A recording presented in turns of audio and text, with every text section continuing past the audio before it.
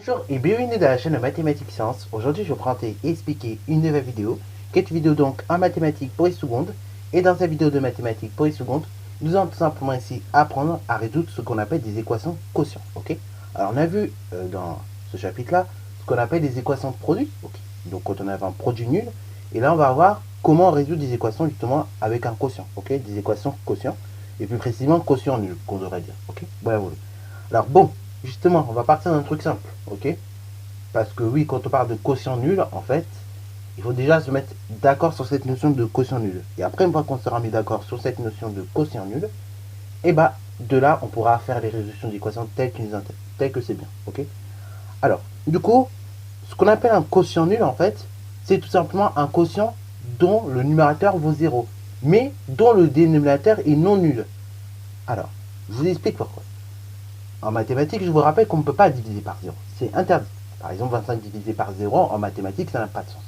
Par contre, en revanche, si tu fais 0 divisé par 25, c'est un sens. D'un point de vue mathématique, c'est un sens. Et dans ce cas, 25 divisé par, 0 divisé par 25, ça fait 0, ok?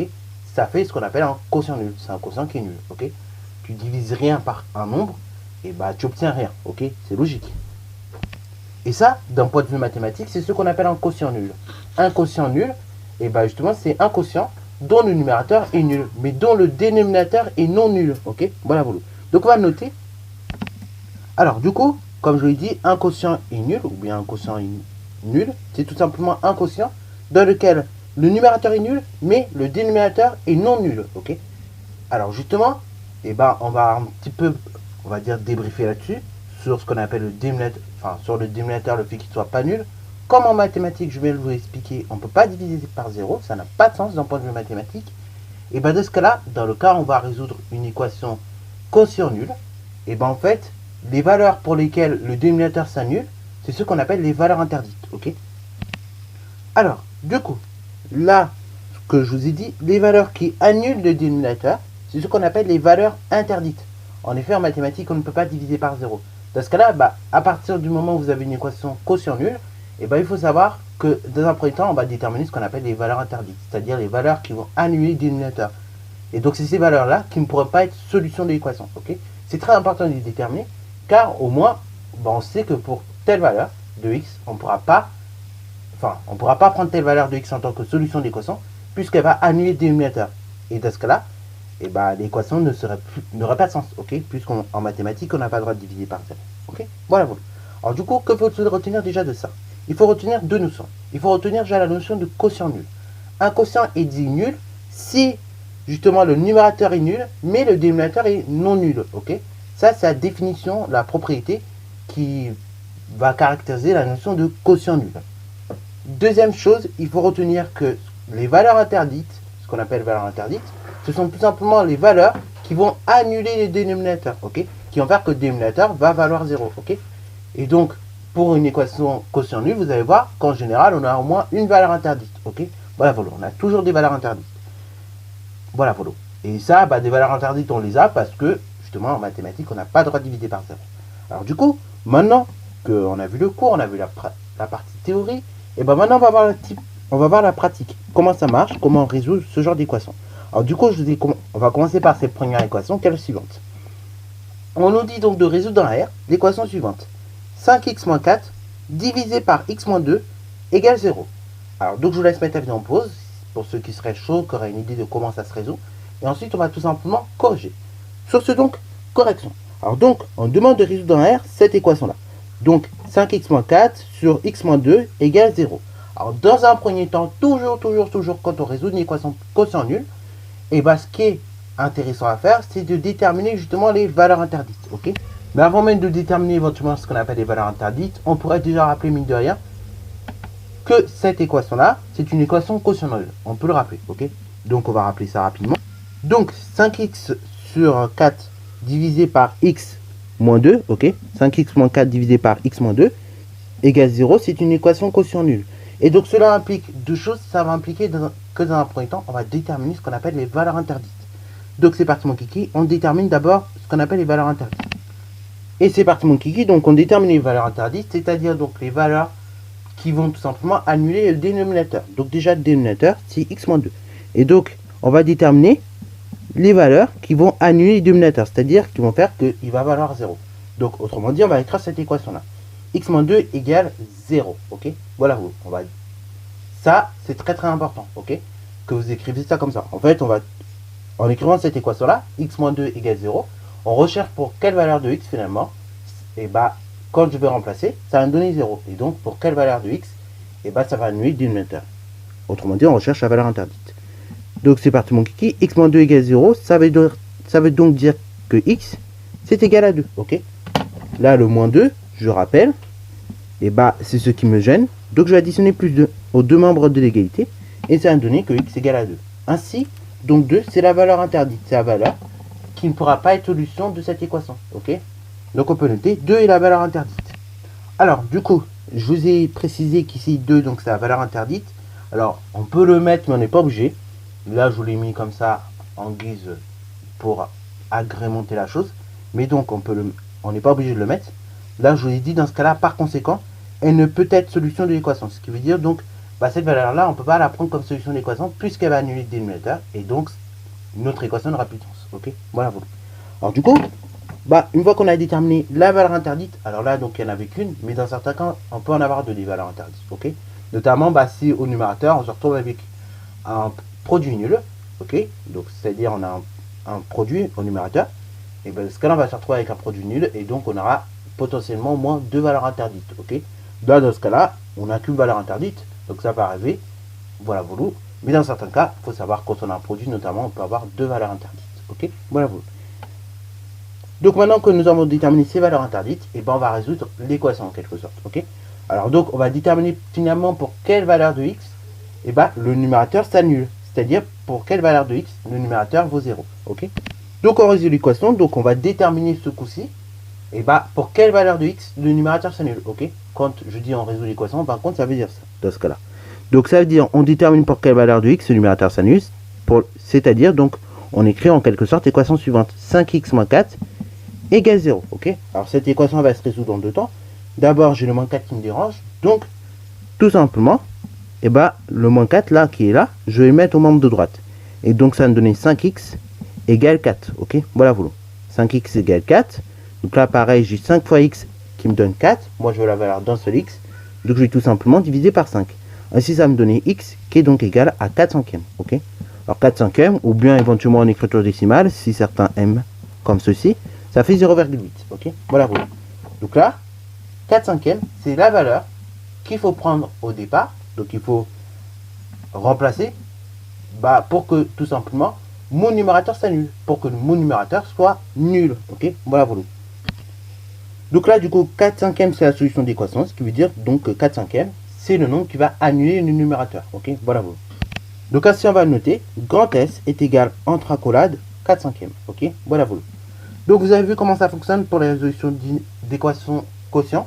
Dans un premier temps, on détermine la valeur interdite. Ok, voilà. Ensuite, donc une fois qu'on a déterminé la valeur interdite, on va déterminer en quelque sorte la valeur qui va faire que le numérateur va s'annuler. Donc on va résoudre l'équation. Et une fois qu'on a fait ça, et bah, la solution qu'on trouvera, ce sera donc la solution de l'équation. Ok, voilà, voilà.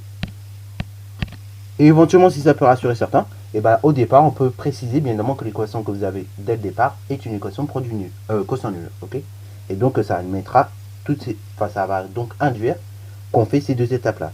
Recherche de la valeur interdite et ensuite recherche de la valeur pour laquelle le numérateur s'annule. Autrement dit, donc une résolution d'équation. Donc, du coup, deuxième équation, toujours dans le même délire, c'est la suivante. C'est 4 sur x plus 2 moins 7 égale 0. Alors bon, on a une équation plus ou moins quotient nul, ok? C'est pas totalement quotient nul. Alors donc là, quand vous avez ce genre d'équation, s'il vous plaît, il faut que vous ayez un réflexe qui vous vienne dans la tête tout de suite. C'est on met tout au même dénominateur, ok? Là, vous avez du 4x sur x plus 2, et là, vous avez du 7, ok? Du moins 7. C'est pas le même dénominateur du tout, ok? Alors du coup, première étape dans ce genre de cas, on met tout au même dénominateur, parce que là on a un dénominateur x plus 2, on a un dénominateur, donc ici on n'a pas, c'est comme si on avait un dénominateur 1, hein, puisque 7 c'est comme 7 sur 1, donc on n'a pas le même dénominateur du tout, donc on met tout au même dénominateur. Donc tout le membre de gauche a le même dénominateur, donc c'est parti mon clic.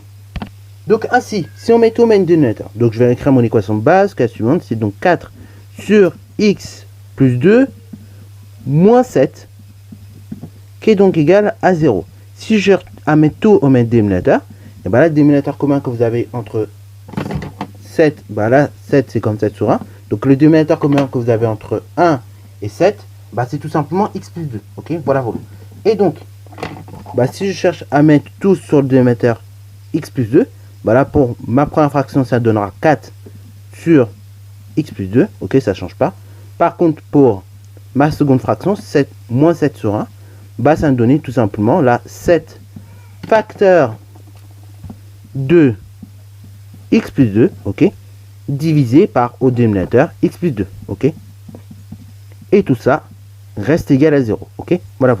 Alors du coup, ceci, une fois que j'ai tout simplement essayé de mettre au même dénominateur, maintenant je vais essayer de développer et ensuite de réduire cette partie-là, ok. Donc ça me donne 4 divisé par x plus 2, ok. Donc là, pour la première fraction, ça ne change pas, moins la seconde fraction. Alors la seconde fraction, je vais développer, comme je l'ai dit. Donc je vais développer notamment cette partie-là, ok. Donc 7 facteurs de x plus 2. Bah là, on développe avec la simple distributivité. Donc ça me donne 7 fois x, 7x directement. 7 fois 2, donc ça me donne directement 14, ok. Donc 7x plus 14 divisé par x plus 2. Et ceci reste égal à 0. Ceci est équivalent à la même chose que de dire qu'on a finalement 4 moins 7x plus 14, ok, divisé par x plus 2, ok. Là, j'ai mis au même dénominateur. Et donc après, vous êtes bien d'accord que dans ce cas-là, et ben on soustrait les numérateurs entre eux, ok. C'est-à-dire je soustrais le 4 avec 7x moins 14, plus 14, pardon, ok. Voilà, donc ça me donne cette équation-là. Ça me donne donc 4 moins 7x plus 14 égale 0, ok. Et bien évidemment, pour le membre de gauche, on divise par x plus 2, ok. Voilà. Alors donc, vous avez vu, j'ai mis les parenthèses, parce que d'abord j'additionne cette partie-là, et après, je fais le moins, ok. Voilà. Et donc, ça va me donner la chose suivante. Ça va me donner 4 moins 7x moins 14 sur x plus 2 égale 0, ok. Voilà. Et bien là, ça y est, je reconnais une équation quotient que je sais résoudre, ok. Donc, je résous cette fameuse équation quotient.